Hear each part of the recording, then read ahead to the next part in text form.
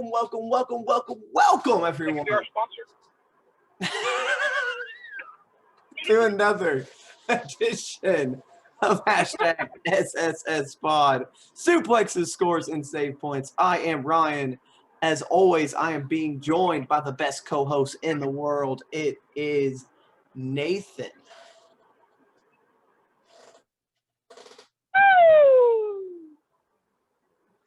We've got this might be a longer one. We'll try to condense it, but we've got a lot we want to talk about and a lot to discuss this week. So bear with us if this goes a little longer than usual.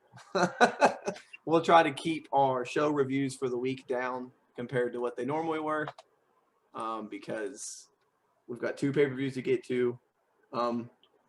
Just a lot of stuff happening this week. First off, I would like to say that there is a little bit of news. AAA put out a video at a press conference. They're talking about Triple Mania. They're returning. They said AAA is going to try to return to in-ring wrestling. When, they're not sure, because right now the cases are still a little bit crazy down there. But as soon as they get the green light from the government, they're going to start doing matches again. They said they're aiming for a December Triple Mania show. And also, they said that they're doing a collaboration with Marvel. So there will be a group of new wrestlers inspired by Marvel's most iconic superheroes and villains will be introduced. And they'll be like legitimate. They're going to stick around for the long haul. They're going to have masks and accessories, and they already have Funko Pops. So it's going to be... It's pretty big news for AAA, honestly, to grab a deal with Marvel. That's pretty cool. So I wanted to get that in there. We don't talk much about Mexican wrestling, lucha libre, but every time a news like that will come up, I want to discuss it. So I will talk about it whenever they actually come back. Yeah, once they start doing shows, we'll definitely do a trip. We want to do. Oh no, we can't do a prediction because I don't know anything about Mexican AAA. But we'll definitely watch Triple Mania. Oh no, we're doing it. We're doing it. Okay. We're doing predictions. Kenny Omega will be defending the Mega Championship, whatever the hell they call it, on that show. But let's get into the results. That's about all the news. I got other news, but it pertains to shows, and so we'll get to that as we get to the shows. So let's start off with Monday, which is always Ring of Honor first. Still in the midst of the you need to apologize to our listeners. You said this tournament was you said it was down to Jay Lethal and I kind of jumped the gun. I apologize for that. It was only a quarter into the quarterfinal. I jumped the gun, thinking it was down to that. But the Pure Title tournament is still going on this week. So the opening match was in this tournament. Tracy Williams versus Fred Yehi. Yehi's getting pretty good. I didn't know much about him going into this show, but going into this tournament, but he's looking pretty well. But I say that, but Hot Sauce Tracy Williams gets the win and moves on. EC3 is actually there for the first time. He's actually there. He runs into Shane Taylor backstage. And so they tease a match there. Josh Woods takes on PJ Black. His name's The Good. Josh The Goods Woods. I like that.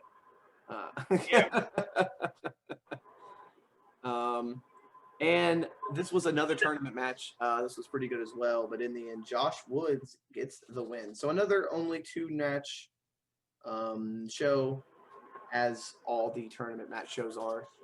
But this was still pretty cool. You had the EC3 thing. So he finally was actually on camera, actually there for the first time instead of being just the vignettes. So pretty cool. So a lot of EC3. Hopefully, he doesn't have any cinematic matches in ROH. Yeah.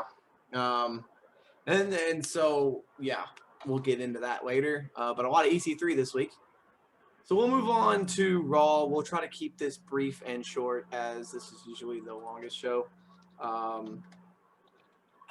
The show started off with The Fiend. Well, actually, it started off with a new intro, which was pretty cool. So a new season, a new song. So that was pretty cool. It was a rap song, but it's always good to shake it up. We started off with Wyatt and Alexa in the ring. Retribution come out. Then the Hurt Business come out. And then the Hurt Business just whoop up on Retribution and beat them pretty easily. Again. Then the Fiend comes back and destroys basically the entire Retribution group. So they got completely buried on this show. Then AJ Styles shows up with as my notes say, AJ Styles shows up with a big fucker. That is what I wrote. This dude, Jordan Abong, I don't remember his name. But he's tall. And AJ Styles took on Matt Riddle. This was a really good match, but AJ Styles gets the win in the end. What else happened? The next match was the Women's Championship. Lana versus Asuka. If you remember, Asuka won a Battle Royal to, earn this shot. I guess they're trying to turn her face. I don't think it's working. Can't really, without fans, Blink and you miss it. Yeah, Asuka beat her real quick on a tapped. So, and then guess what? Nia Jax shows up, and Lana gets put through the announce table again. This turned into them calling out, saying that there's no competition. They say they're the best, which leads Mandy Rose and Dana Brooke to come out. And then the makeshift team of Lacey Evans and Peyton Royce. Why? Yeah. And then the Riot. And then So you get rid, you break up the Iconics just so she could be in another team with Lacey Evans. What the hell? Honestly, it doesn't make sense. And what also doesn't make sense is that the Riot Squad just showed up, even though they just got drafted to SmackDown. They just show up, and this is a fatal 4-way tag team match. It was a cluster. It's a match. That's all I can say. Nia Jax and Baszler win. Elias has his concert, which is probably the best thing of this night. Elias does a couple songs from his EP, and then Jeff Hardy attacks him. They will wrestle at. I didn't expect him to play as much music as they did. That was crazy. They played like 2 full songs, which was cool. Sheamus interrupts the New Day, which leads to Kofi Kingston versus Sheamus. Kingston wins. So I don't know what this match was for, because Sheamus isn't in a tag team, so I think it was just a throwaway match. Sheamus was feuding with Big E, but that's over. So Ali basically confirms he was the hacker, which I'm glad they finally, at least put that together. Titus O'Neil tried to join the Hurt Business, and MVP, they all beat him up. And then this dumb segment, Miz and Morrison took on Tucker and El Gran Gordo, which was Otis in a mask. Again. Hey, they haven't done one of these in a while. Again, though, why even draft them to separate shows if you're just going to – we'll get into that later, but it seems like this makes no sense. But that whole draft made no sense. Tucker and Otis, and I use quotes, Otis get the win. The show is just dragging on. The Firefly Funhouse was awesome. They introduced Alexa there. So Alexa was on it. Braun Strowman and Keith Lee basically did not happen. This match was stupid. Strowman headbutted Lee in the nuts, and then beat him with a boot. Like he couldn't even. And then Keith Lee kicked him in the nuts. And then there was an in-ring segment with the cell and all that between Orton and McIntyre. That was Raw. Not a very good go-home show for a pay-per-view. But again, this pay-per-view only has 5 announced matches, so I guess you can't really. I mean, yeah, lately the go-home shows. The go-home shows for pay-per-views on every brand, even not WWE, have just been kind of. I don't know. It's like people don't know how to do a go-home show no more. I tell you, yeah. Speaking of that, how was Impact's go-home show for Bound for Glory? Let me tell you. All right, so we started out with a 5-on-5 tag team match, which is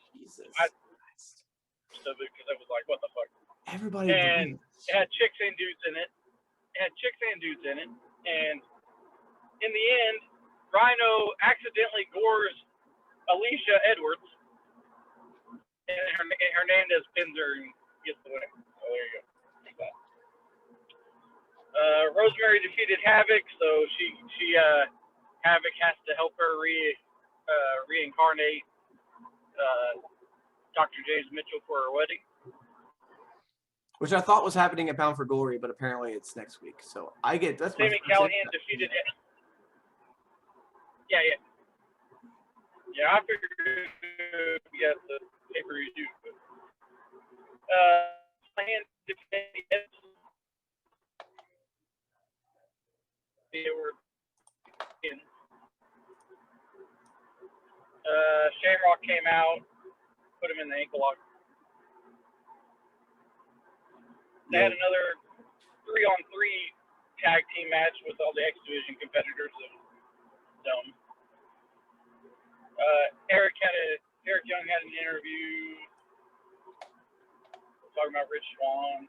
The Good Brothers and the North were the main event, and it ended in a no contest. All the tag teams came running out, and that was the go home show for Impact.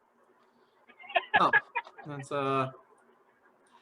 so if you missed our prediction show, I told the world, I told everybody I was going to start watching Impact because Bound for Glory is at WrestleMania, and I don't know what I'm in for. So you're going to regret that. Let me tell you. Well, yeah, but so I will be joining Nathan in the Impact report next week. So. Wish me luck, because after what Bound for Glory was, I don't. But we'll get to that. Speaking of things that were terrible, let's get into Dynamite. So this show was good for the most part, save a couple segments and a couple things, but the tournament matches were all great. There are a couple things. The matches were good. The segments were bad. There's a couple things in this show that I really want to talk about that really pissed me off, and so we'll get to that. But Dynamite started off with the first round match between Wardlow and Jungle Boy. This was your typical big man versus little man match. Jungle Boy did all he could, but Wardlow ends up getting the win for an F10. That's just dumb, but that's the name of it, I guess. It's an F5. He just throws him like twice, spins like twice through the air. What happened here? Am I still? Uh-oh. So yeah, Wardlow won with the F10, which was a dumb name, but that's what they're going with, I guess. Yeah. It was announced that Moxley and Eddie Kingston will wrestle at Full Gear in an I Quit match because Moxley can't have a normal wrestling match. The next match in the tournament was Kenny Omega versus Sonny Kiss. Omega had a WrestleMania-style entrance for this match. He is Guess the Cleaner again. And Omega won in about 7 seconds. I guess he's a heel. I don't know. I don't know what they're doing here. I have no idea. But he beats. This was supposed to be Joey Janela. Joey Janela backed out because he had wrestled a independent show, and the guy he wrestled tested positive for COVID-19. So he just pulled himself as a safety measure. It's not been confirmed he has it. Pretty sure he would have got beat just as fast. Yeah, I mean, yeah. Then they had an Orange Cassidy interview, which meant nothing. Whatever. Basically, he's getting a rematch, and then Cody another whatever segment. Just Cody talking about Cody, and he called himself AEW's Giant Killer because he needs another nickname. Yeah, no shit. And then they had a Eddie Kingston promo, which is pretty good. I mean, the thing about Kingston is he can talk. He can talk. His in-ring work, I'm not a fan of, but I do like him on the mic. Which leads us to two people I am a fan of, Penta and Rey Fenix. This match was awesome. These two, I mean, they're brothers. Obviously, they're going to have great matches with each other, but this one was great. Unfortunately, Phoenix was injured during this match, but this was great. Phoenix wins with a tilt-a-whirl into a Canadian destroyer, but then it did come out that Phoenix was injured, and so it's been announced that Penta will take his place. So Penta loses and still moves on. Yeah, whatever. Then another title match, or another tournament match. It was Colt Cabana versus Adam Page. This was okay. Cabana's getting up there, and he can't move as well as he used to. But it was still pretty good. Hangman Page gets the win, and then so it'll be Hangman Page moving on to face Wardlow and Kenny Omega versus Pentagon at the next show. Right. And then, oh boy, it is time for MJF and Chris Jericho. This started off dumb because they just kept one-upping each other for their steak order. Yeah. They went from well done to medium well done. Then they went back and forth, and I don't even. Words cannot describe my hatred for this segment. This had no business being on a wrestling show, and I know a lot of people on the internet are gonna hate me, and they're gonna say this was the best thing, and it's got a lot of praise, whatever. But the reason I hate this so much, and it has nothing to do with music or whatever. This is coming from the company that when it was founded said they were going to be sports based and they weren't going to be, wrestling sports entertainment. They were going to be wrestling. It was going to be pro wrestling back. And then they throw this garbage on TV. What the hell? I don't understand what this company wants to be. Do they want to be a wrestling show or do they want to be WWE? Because on the same show, you have Eddie Kingston talking about how Jon Moxley went and became a sports entertainer. And then you have Jericho and MJF doing this on the same show. It boggles my mind. This was dumb. I did not enjoy it. I didn't laugh 1 second throughout this. They turned it to a musical. I don't get why this was a thing. And I don't get it. I really don't. Yeah, it was the dumbest thing I've seen in a while. This was almost my worst thing about this show until the main event. But yeah, this was terrible. And for people defending it, whatever, that's your thing. But if WWE did it, you probably would have been hating on it. So that's all I gotta say. Because if WWE did something like this, everybody would be like, "Oh, they're doing a musical. It's stupid." But AEW does it, and it's revolutionary and inventive. I'm praising this show. It was good wrestling, but this had no point on the show. It was dumb. Agreed. Then we went to the lone women's match because they get one segment for about 5 minutes a show. Take this segment away, the women could have went 10 minutes, but whatever. Yeah. Britt Baker beat Killen King. I don't know her name, but it didn't matter. Kylan King. It doesn't matter. Britt Baker won. Then it was the main event time. Young Bucks versus Private Party versus Silver and Reynolds versus the Butcher and the Blade, #1 contender tag team match. This was a multi-man cluster match, just like the one on Raw, but there's a moment in this match where I think it's Silver gets knocked out cold. He gets knocked out cold to the point where he's not moving. His arm is up. At that point, the referee should have stepped in. They don't. They just let it go. The Butcher, or the Blade, one of them just drags his lifeless body across the ring to make the tag. The rest of the wrestlers are wrestling, and he's just laying in the corner of the ring, just laying there, not moving. No one knows his condition. I mean, he could be seriously injured. No one knows. No one's checking on him. They don't have a doctor over there. They don't have the referee checking on him. And then he gets up and takes a bulldog from one of the Jacksons for no reason. Could have just scrapped it. I mean, honestly, that move had no effect. Like, it didn't need to happen. He tried to duck a clothesline and about fell over doing it at that point. He finally gets out of the ring, and the referees check on him, and the doctor checks on him. But I don't understand how no one in the back was like, hey, is that guy okay? I mean, and the Young Bucks should know better. Like, they're veterans. You know what I mean? Like, yeah, they should have known that apparently he's okay. He said he was okay, but it could have been way worse. And the fact that he just laid in the corner of the ring and no one checked on him kind of irked me. But in the end, the Young Bucks get the win. And then Tully Blanchard comes out in a mask for some reason. Why? I don't know. For some reason. Just been Tully. I don't know why he had to conceal his identity.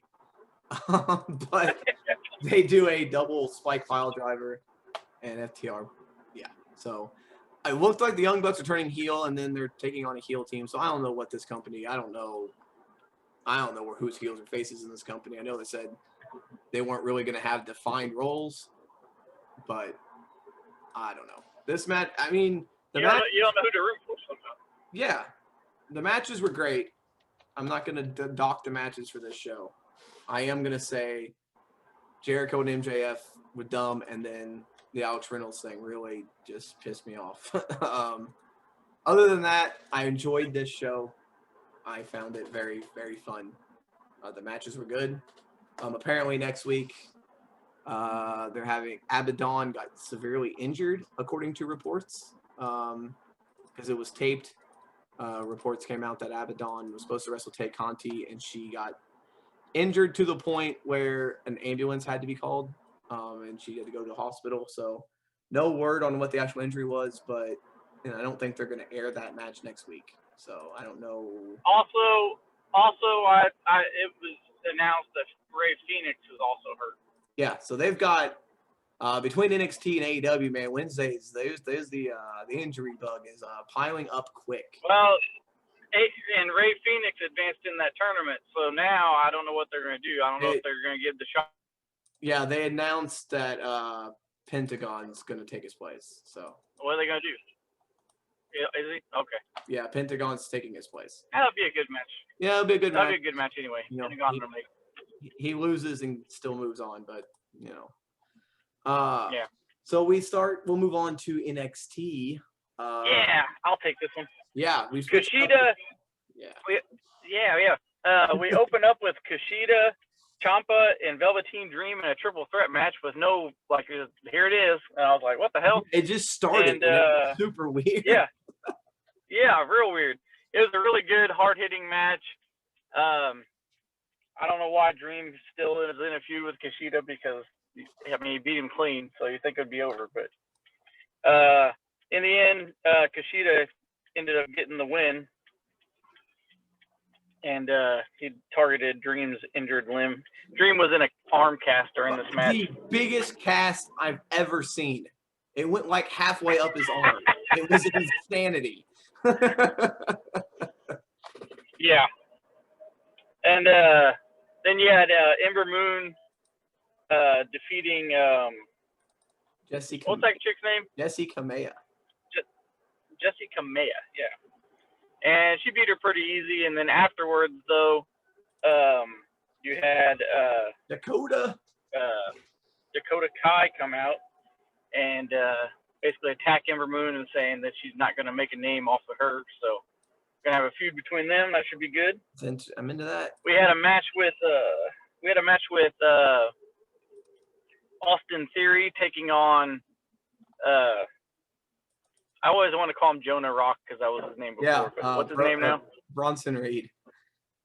Bronson Reed, yeah. And he's like the new Bam Bam Bigelow. I like it. And him and Theory had a pretty good match. Longer than I was expecting it to go. Yeah. Then in the end, Theory gets beat by the gigantic avalanche splash off of the top rope. What do they call it? The tsunami? Yeah, the tsunami. Yeah, hit him with the tsunami for the win. So Bronson Reed gets the W there. And then Theory quit. Yeah. So it's weird. Okay. We'll see where that goes. And we also had a tag team match between your favorite tag team. Oh, Everrise. What do they call Everrise? Everrise. Taking on the now buddies, kinda. A little bit. Drake Maverick and Killian Dane.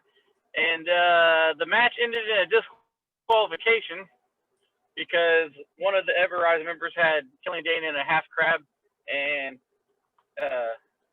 Drake Maverick got in and hit him with a chair. Yeah. And got the disqualification. And Everrise gets a W out of. They get a rare W. Yeah. And and Killian Dane, it looked like he was gonna get mad again at Drake Maverick, but instead he starts saying that was the greatest thing that's ever happened. You were great, and so I guess they're buddies now. Where was this the whole time? Yeah. And then we had a 6-man tag match between. I can't pronounce the name. You gotta do it. Legado del Fantasma. Yes, I don't know why I can't ever remember. Which is Escobar, Joaquin Wilde, and Raul Mendoza. Taking on Isaiah Scott and Jake Atlas. Who's with him? And Jake Atlas and Adonis, who was the other one? Shanti Adonis. Or Yeah, Ashanti. I like his other name better. Yeah, I don't like Ashanti the Adonis. It doesn't roll off the tongue very well. No, not like the other name. But who won this match? Phantasma. I think it. Adonis lost. Adonis picked up the pin. Yeah, he ate the pin. Poor guy. Yeah. Then we had Timothy Thatcher beat up a bunch of jobbers. Casey Catanzaro defeated Xia Li. Yeah, Xia Li was pissed. Apparently, this match. She said this was the biggest match of her career. Yeah, whatever was in that note or whatever that the other dude gave her, it's leading somewhere. Yeah. Raquel Gonzalez. Pretty sure the Triad's coming to get her. Yeah, probably. Raquel Gonzalez. The Chinese Mafia's coming to get her. Raquel Gonzalez came out and beat them both up as she will face Rhea Ripley next week at Halloween Havoc. Well, this week, I guess. Yeah. And then throughout the show. And then we had Only Lorcan. Well, throughout the show. Oh, yeah, sorry. Both members of Undisputed Era were attacked. It was Roderick Strong and Bobby Fish both got attacked. They asked Kyle O'Reilly what he wanted to do, if he could go out by himself, and he turned it down and said give it to Lorcan and Birch. So they got the tag team title match, and it was Lorcan and Birch versus Breezango for the tag team championship. Yeah. And this was It was interesting. It was hard hitting. It was hard hitting, like as expected with Lorcan and Birch. But at the end, another masked wrestler, just like we had on the other. Both these shows ended the exact same way almost. It's great. Yeah. So another masked wrestler came in and helped Only Lorcan and Birch win the tag. That's right. They're the new tag team champions. And under the mask, it was Pat McAfee. Very shocking, honestly. I don't know if it's in a good or bad way, but it's definitely shocking. Pat McAfee being back. Is he going to be just a manager? Possibly. We'll see. Possibly. I have a feeling that Ridge Holland was either going to be with them or be a part of this. Unfortunately, he had his incident. So I guess Pat McAfee gets to take his spot. I guess McAfee is, I don't know. I guess he's the leader or he's the guy going to start wrestling. I don't know.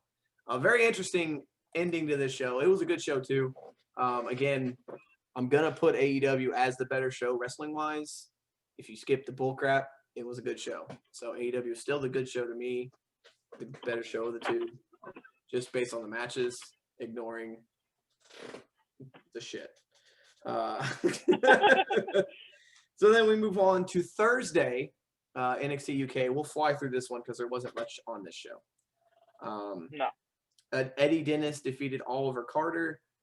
And then had a weird segment afterwards. Yeah, I don't know. He invited Mark Andrews, and the other dude, his partner, for like a mediation or something. I don't know. I'm not sure. I don't know what, like, I don't know. He's a teacher, so I guess he's got some kind of teacher gimmick going. But he was hinting the that way he beat up Mark Andrews or whatever, or Mark Andrews beat up. I don't know. I don't know what he was hinting at. He was hinting at something. I guess we'll find out next week. Nina Samuels defeated Amali. I've never seen either of these two wrestle before. So Nina Samuels, they wrestled a couple weeks ago in a tag match with against Zaya Brookside and some other chick. The other chick. And then Trent Seven. But they got in a fight, so they had to have this match. Okay, and then Nina said that she's got Piper Niven in her sights for some reason. And then Trent Seven defeated Kenny Williams in the UK Heritage Cup 2-1. So it'll be Trent Seven and Dave Mastiff in the semifinals. That'll be a match. Yeah, I'm not a Kenny Williams fan, but this match was okay. But I'm really not a Kenny Williams fan. I didn't like that he took Trent Seven to the limit like that. Yeah, Walter and Dragunov had a contract signing next week. They will fight. Not a pretty Ended in a brawl. Kind of a lackluster NXT UK. Not the best show they've had. It was all right, but it wasn't their greatest show. And then we will go through quickly go through SmackDown again. Basically, the show's the big highlight was Roman Reigns weighing out the consequences that if Jay loses, then if he doesn't acknowledge him as the tribal chief, then him, his brother, their families, their children, their children's children will all be out of the family. I'm not sure how that is the highest stakes in the history of WWE, but whatever. I don't know. Yeah, I don't really get it either. They had a pretty good Kevin Owens show segment, which led to a 8-man tag. Daniel Bryan, Kevin Owens, the Street Profits defeated Ziggler, Rude, Nakamura, and Cesaro.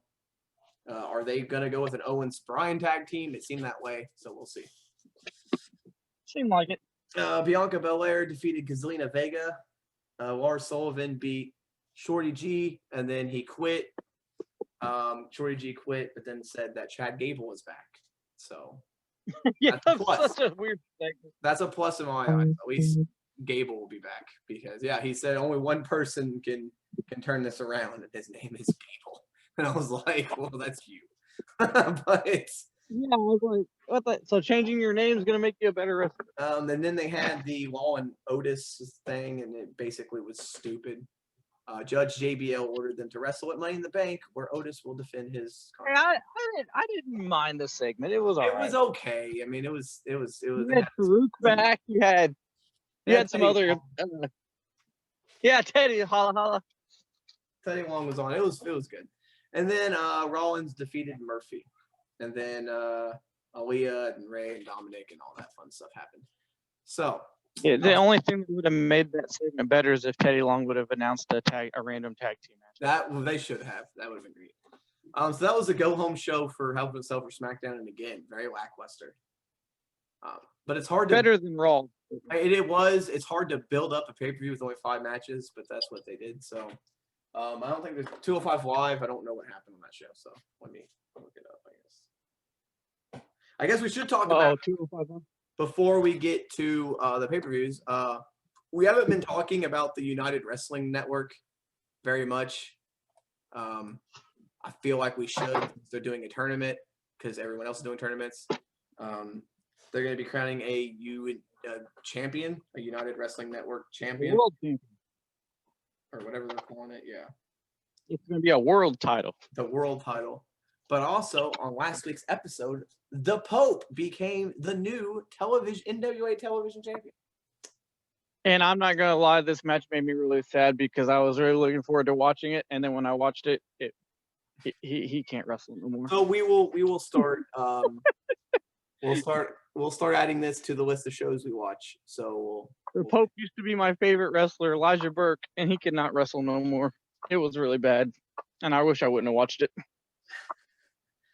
205 Live, really quick. Mansoor defeated the Brian Kendrick. I said that weird. The Brian Kendrick. Kind of just the Brian Kendrick. The Brian Kendrick. And the Bollywood Boys came back. Yay! Bale. And then they're not the Singh brothers anymore. They're the Bollywood Boys. And Tony Nese defeated Kurt Stallion, who was the same dude that Ariel Daivari beat last week. So that was the show. Not much happened. All right. So let's get to Bound for Glory because you don't want to talk about New Japan Strong. Oh yeah.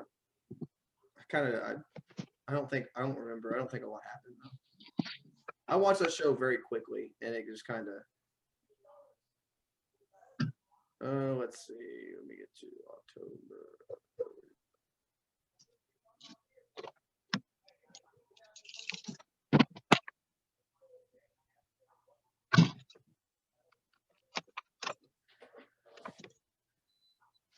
No, that's Power Struggle. That's not what I want.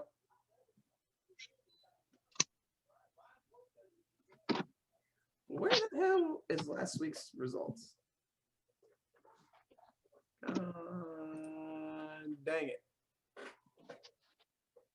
Oh, well. Oh, there it is. Okay. So, so the show kicked off with Jay White defeated Rocky Romero. A good match.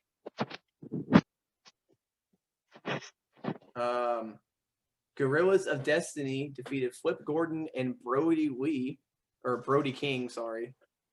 Oh, this was their night 2 of New Japan Strong Never special. This aired live on New Japan World. It was a live show. Nice. Carl Fredericks defeated ACH and Fred Rozier defeated Clark Connors. Pretty good show. Had a lot of good one-on-one matches this week. Yeah. No multi-man tags, so I'm into that. So let's get into the cluster that was Bound for Glory. So this show. Let's start by saying we did predictions on this show, and we only got one match right. Out of both of us, we both got one match right, and it was the same match. But in our defense, there was a lot of multi-man matches, and it's very hard to predict multi-man matches. Well, in our defense, Impact's booking it makes no sense. That too. I'll go through that. This show had a lot of production issues. Apparently, they were supposed to be doing it in French, and they had too many technical issues, and so they just didn't even do it. There was a lot of funny things happening where Rhino and Heath Slater started a promo and then had to restart it live on the air. That was great. Yeah. The announcers didn't even have their headsets on at the beginning of the show, so you heard them like struggling to get their headsets on, which was I don't even. Hey, they only do a pay-per-view like once every 4 months, all right? And So they had a match on the kickoff show, and we got it wrong because we picked the Rascals and the Deaners won. So we can't even get the kickoff. They never win. Yeah. So this show started off with the 6-way scramble for the X Division title. Rohit Raju versus Chris Bay versus Trey Miguel versus TJP versus Jordan Grace versus Willie Mack. This was your typical 6-man match. It was all over the place. I mean, it felt really rushed to me. Like they were going like 200 miles an hour this whole match. It was just insane. I just don't know why. You picked. They did not take it easy on Jordan Grace. She took everything the same as the dudes. Yeah. You picked Trey. I picked TJP. And Rohit Raju defended his title, which I did not see coming. He rolled up TJP, I think it was, or Trey, I think, and rolled him up and got the win. So he's still champion. The next match was the Call Your Shot Gauntlet. We had a bonus attached to this. We didn't know how many people were in it, so we apologize for that. It was a 20-minute. We thought it was only going to be like a 10. So they had a bunch of surprises, and we still got none of them right. I picked Matt Cardona. You had Mike Bennett. Neither one of them showed up. The big surprises were Sean Daivari, and James Storm coming back. Yeah, Daivari, by the way, was roided out of his mind. Dude, he looked jacked. Scary as F. Yeah.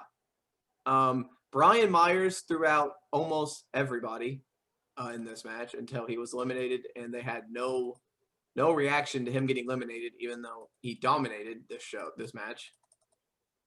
Made no sense. Hornswoggle was in this match as well, but it came down to Heath Slater got injured too. As we move on, we'll throw that out. Apparently he thought he tore his groin, but he didn't. Luckily, he didn't tear it, but he did. He's gonna have to have surgery. I think he had like a hernia, or so. He's still gonna have to have surgery, so I don't know how long he's gonna be out. But anyway, Rhino won. He defeated Sami Callihan at the end, and the announcers didn't realize that Heath got a contract here. They just kept talking about Rhino, kept his job, but they forgot to mention that Heath Slater also got his contract. So which cracks me up because Don Callis is one of the bookers. I'm just saying. Hey, you're right. And then we had the best cinematic match of all time. EC3 versus. Oh God, this was just sluggish. The guys didn't even act like they were wanting to actually have a match. They just wanted to hit each other and then stop and then hit each other, then stop. And the music was stupid. It was. I don't know why you have all these guys around the ring. I don't know what EC3's gimmick's supposed to be. I don't know what the hell. And then he wanted Moose to beat him up apparently. And I don't know why. EC3 told Moose to control his narrative. The same way. Yeah. Oh, sorry. No, I was just gonna say it ended. It ended the same way as their brawl, their last cinematic little brawl on the little boardwalk or wherever the hell they were on that one week. And he walked off with the belt again. And I'm like, it was the same match. I don't know. I don't understand. Is EC3 injured or what? I don't know. It ended with EC3 telling Moose to control his narrative. Moose says, "Thank you," and then hit him in the head and walked out. We both picked EC3. He didn't, I guess technically didn't win. I don't think anyone actually won this match. This was dumb. Very, very dumb. That's all I can say. I don't get it at all. This is their WrestleMania. No wonder none of EC3's ideas got passed by Vince McMahon. Yeah.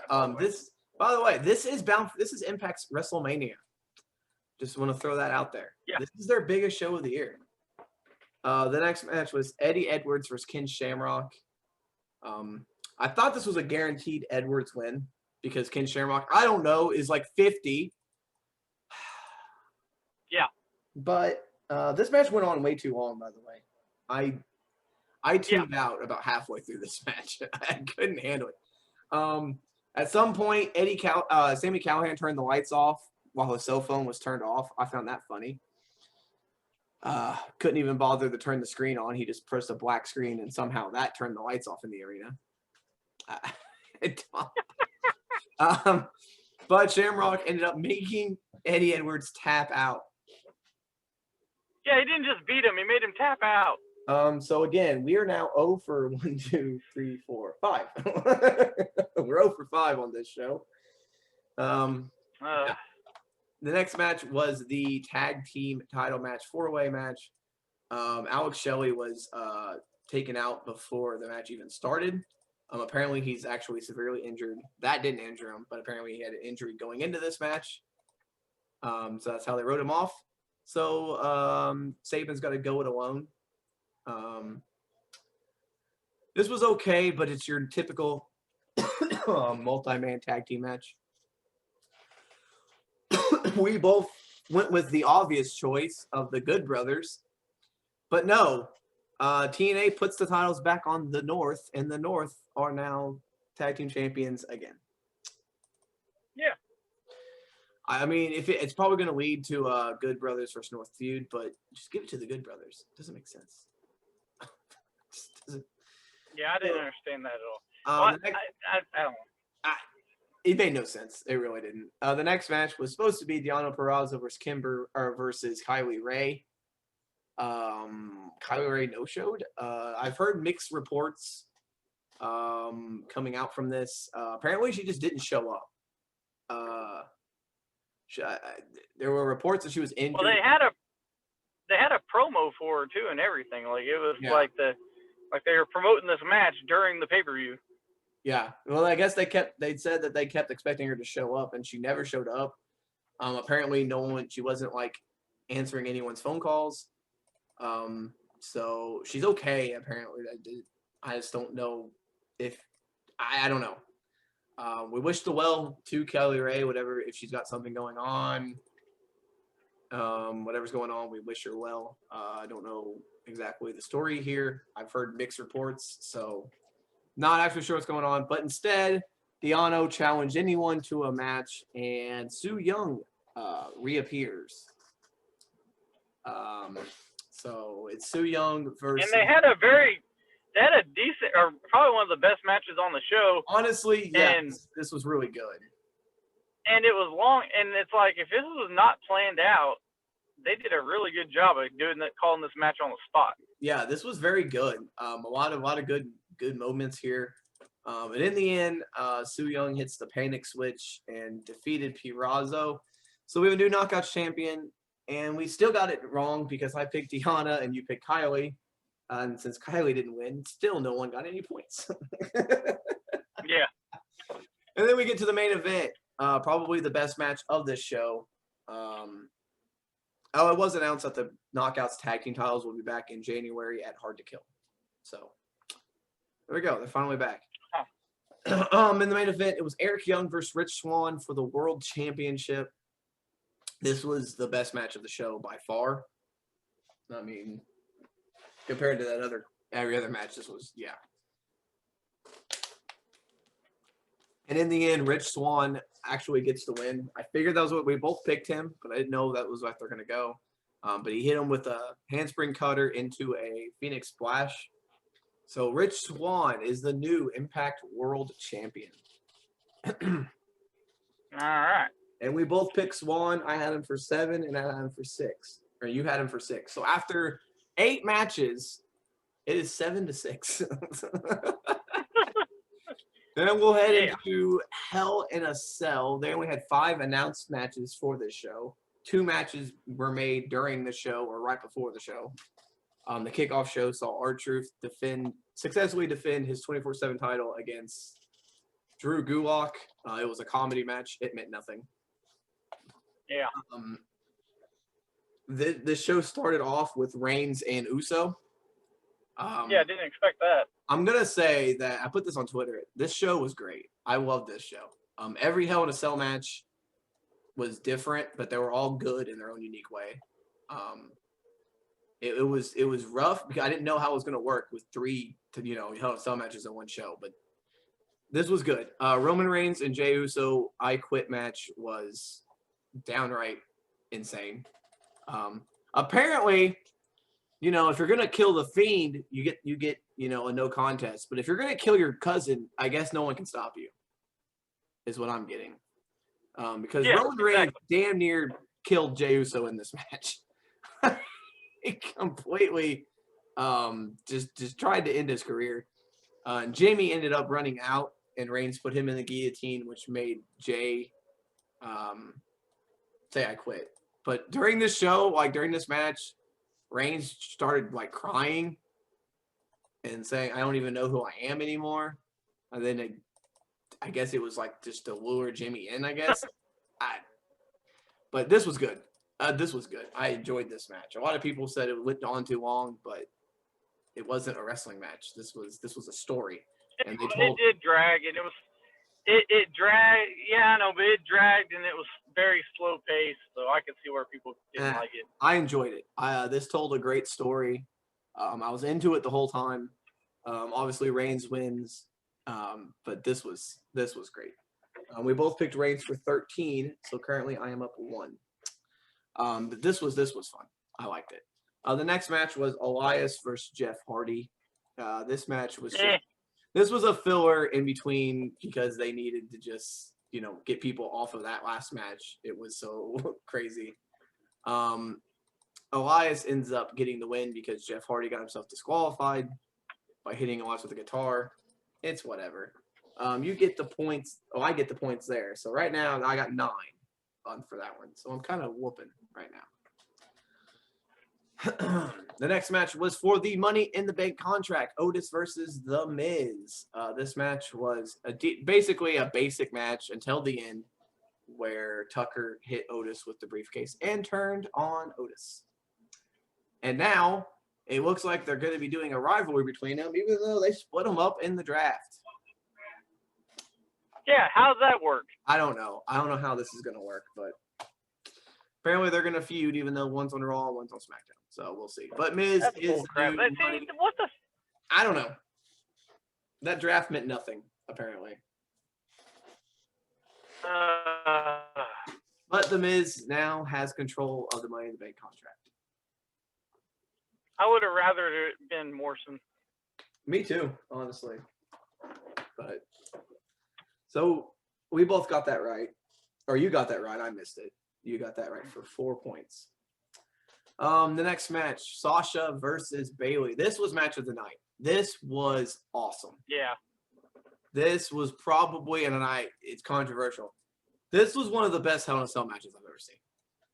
It ended up being there was some moments that they messed up and a little clunky at times, but my God, this was great.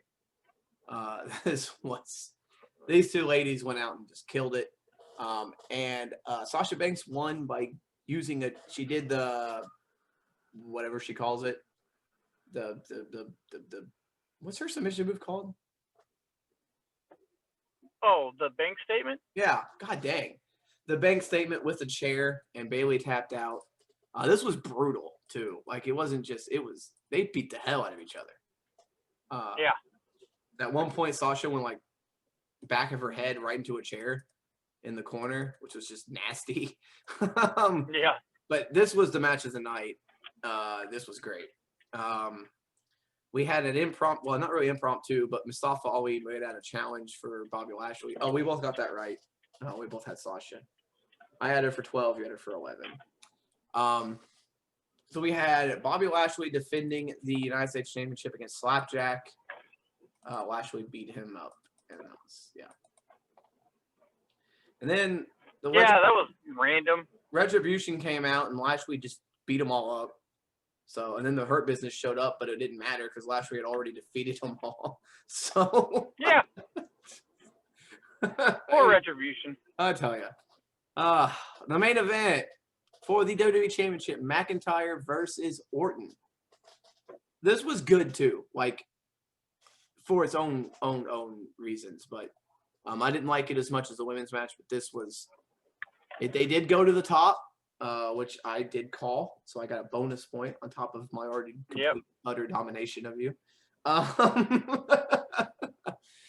They did go to the top, which was cool. McIntyre fell off the top. He fell off the side. Not the top, I guess. Come on, kind of halfway up, I guess. Yeah. But they were up there, and it's being in that arena. It was really cool because they were like behind like the scoreboard, like. Yeah, that's something you won't see unless you have no crowd, because they nobody to be able to see what the hell they were doing up there. Yeah. They pulled almost did the same thing they did at the last pay-per-view where McIntyre rolled up Randy Orton in a backslide. And he countered. Randy Orton got out of it. He hit him with a Claymore, and then he went for another one, and Orton ducked it, hit the RKO. And Randy Orton is now a 14-time world champion as he defeats Drew McIntyre to become WWE champion. All right. Eventually. Hello? Yeah, okay. I think I'm back. What happened? I don't know. My internet just froze up. But anyway, so. And so, sorry, my internet went crazy there for a little bit. Anyway, Hell in a Cell was really good. It was WWE's been, I'm telling you, they've been knocking the pay-per-views out of the park. Their weekly shows are not that great, but their pay-per-views have been great here recently. So I've enjoyed it. So if you listen to our prediction show, you know the punishment. Since we both found this show this song absolutely terrible, the loser had to sing the Good Brothers' new theme song. And since Nathan lost, he gets the honors. Yeah. So this should be great. The song is called Devil in Your Six. Six, not sex. Six. Yeah. Make sure you say 6. All right. I guess I'll go ahead and do this shit. All right, here we go. You ready? Yeah, let's go.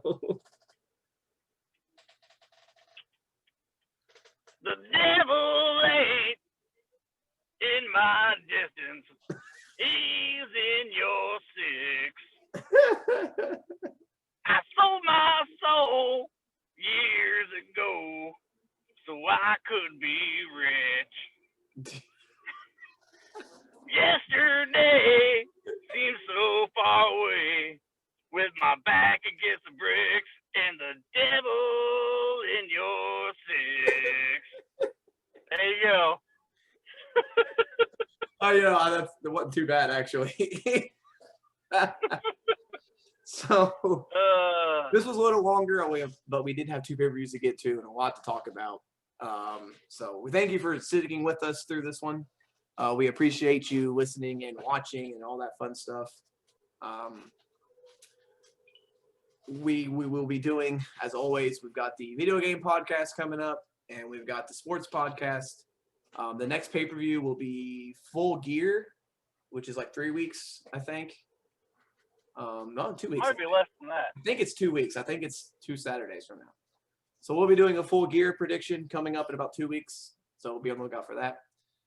As always, you can follow us on the socials at SabraiENT. That's Twitter, Instagram, Facebook, and YouTube. As always, we appreciate you listening, watching, however you're doing it. We thank you. And so, as always, for Ryan, for Nathan, I am Ryan, reminding you to always score if you can, save if you must, but always suplex when necessary. Later.